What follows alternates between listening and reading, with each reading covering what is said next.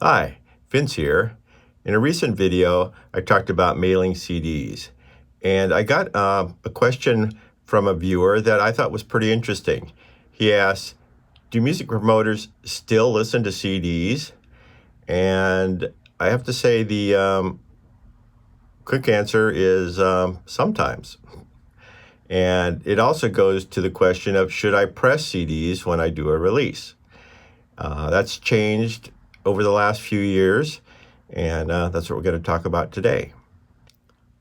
5 or 6 years ago, when we were doing releases, an artist would usually press 1,000 CDs and then send their songs or the album to CD Baby and upload for distribution to, first it was just iTunes and Apple Music and Spotify, and now, I think they do about 150 places that they send your material to.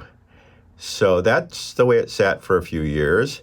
And over that time, I've noticed that artists are starting to press less CDs, and some are even questioning, should they press any CDs? The one type of campaign that pretty much requires it is a full-on radio campaign. Nowadays, our campaigns are always hybrid, some terrestrial radio, some internet radio.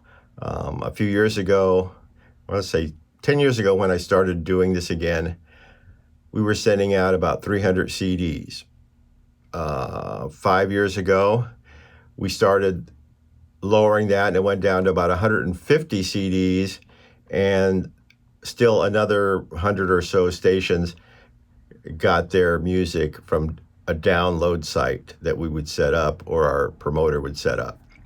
So with the campaigns that I've been doing this year, we find that we're sending out about 60 to 70 physical CDs and maybe 40 to 50, and we send out 40 to 50 press kits with download links to our download site. In the past, the stations that we sent download links to tend to be the smaller stations that weren't important in terms of getting our clients on the charts, but that's changed.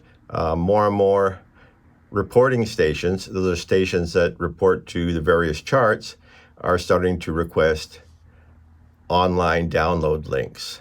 But there are several large reporting stations that will only take physical CDs. And I think part of that comes to, they want to know you're serious. And so they like to see that you've gone that step to have physical CDs, and they think that you're probably serious about your career, and that's part of how they judge how they're going to deal with whether they're going to play you or not. The other thing is, several radio stations have mentioned that they tried having download links, and it was too much to sift through. It was easier to pull up a CD, throw it in their CD player, and play it. So for now, it's going to stay about 50-50 on physical CDs and sending download links. So if you're serious about trying to get on a chart, you're going to need to have some CDs. Now, how many CDs should you print up? Like I said, in the past, we've done 1,000. Back then, your big price break for pressing CDs was 1,000, so it only made sense to do that many. Doing less, you're paying almost the same price, so it seemed like a reasonable thing to do. These days, the price for 300 CDs is fairly reasonable, and it's the number that gets you from duplicating to replicating.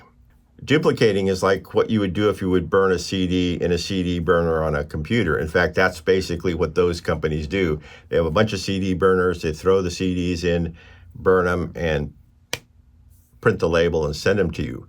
Replicating is where they go through the whole process of making what they call a stamper, and then they stamp out the CDs, and it makes a much higher quality product, and I've never had any returns like I have had with duplicated CDs. Now, hopefully this has given you some food for thought. about whether you should make a CD or not. I'd actually like to hear comments below from people about their experience making CDs, what they've done with them after they've had them made, how they managed to use them up, what they're finding about how people are requesting them or not requesting them. So leave a comment if you have any thing to say about that. If you like this video, give it a thumbs up. Hopefully you'll subscribe, hit the bell so you'll be notified when there are more videos. Thanks for watching.